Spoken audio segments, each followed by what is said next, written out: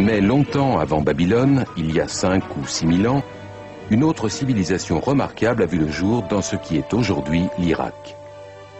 Les Sumériens possédaient une culture exceptionnellement avancée. La liste de ce qu'ils ont créé ou inventé n'a rien à envier à nos sociétés modernes.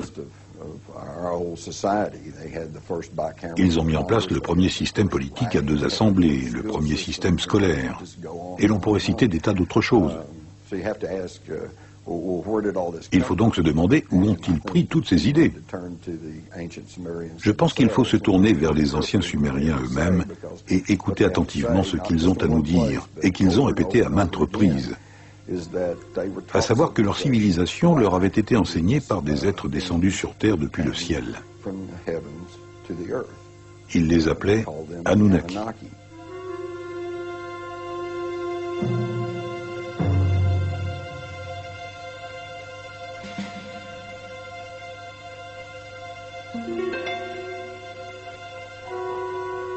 Les Sumériens ont écrit leur histoire sur des tablettes d'argile, comme celle-ci, oubliée pendant un demi-siècle dans un recoin d'un musée de Berlin. Peu de personnes ont réussi à déchiffrer cette langue ancienne. Zecharia Sitchin est l'une d'entre elles. Les écrits et les éléments picturaux qu'ont laissés les Sumériens derrière eux, et qui datent de 6000 ans, parlent de gens venus d'une autre planète, appelée Nibiru, et de nombreuses descriptions montrent des personnages beaucoup plus grands, au moins du tiers, peut-être plus, que la moyenne des êtres humains, autrement dit des géants. Ce cylindre sceau sumérien, provenant d'un musée de Berlin, est étonnant à plus d'un titre. Il décrit notre système solaire avec le Soleil au centre et les planètes disposées autour. Une réalité que la science européenne ne découvrira qu'il y a environ 300 ans. Il montre également Pluton que nous n'avons découvert qu'en 1930. Mais il indique aussi une autre planète que les Sumériens nommaient Nibiru et de laquelle étaient venus, d'après eux, ces géants célestes qu'ils appelaient Anunnaki.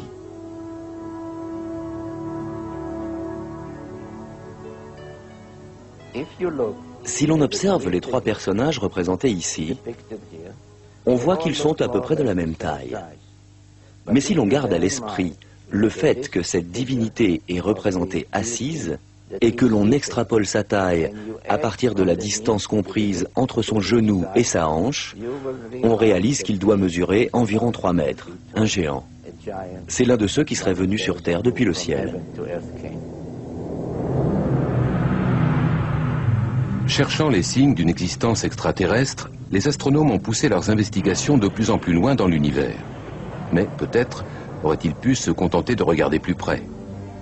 C'est dans notre propre système solaire qu'un mystérieux objet a récemment été détecté à proximité de l'endroit où les Sumériens avaient situé leur fameuse planète Nibiru, fief des Anunnaki.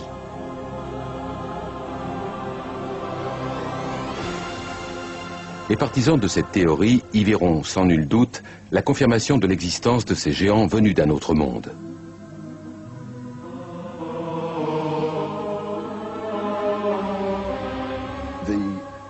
En gros, l'ancien texte sumérien nous dit qu'il y a plus de 400 000 ans, ces Anunnaki sont venus de l'espace et ont atterri sur notre Terre, dans la vallée du Tigre et de l'Euphrate.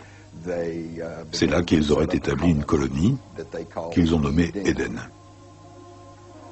Dans la Genèse, Éden est l'endroit où Adam fut créé à partir d'une poignée de terre et Ève née de l'une de ses côtes. Mais certains ont une vision plus scientifique, voire high-tech, de l'apparition de la vie sur Terre. À un moment donné, ayant besoin d'ouvriers, de main-d'œuvre, les Anunnaki ont décidé de brûler les étapes, en faisant appel à ce que nous appellerions le génie génétique. Ils ont pris le sperme de l'un des Anunnaki, qu'ils ont associé à l'ovule d'un humanoïde primitif, probablement l'un de ces êtres dont les paléontologues trouvent aujourd'hui les restes en Afrique, comme la fameuse Lucie. et ils ont produit une espèce hybride qui allait devenir Cro-Magnon ou l'homme moderne.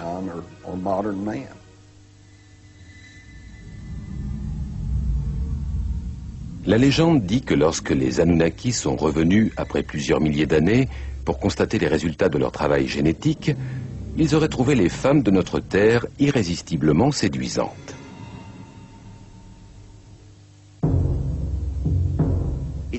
Tout cela est dans la Bible. On peut lire dans la Genèse que les fils de Dieu vinrent trouver des filles d'hommes dont ils eurent des enfants qui seront des héros. Ces titans se révéleront si destructeurs que les Anunnaki qui les avaient engendrés décideront de les tuer. Le livre apocryphe de Baruch précise même le nombre de géants qui auraient été supprimés. Le livre de Baruch précise: alors Dieu fit le déluge. Il détruisit toute vie sur terre, y compris les milliers de géants qui l'habitaient.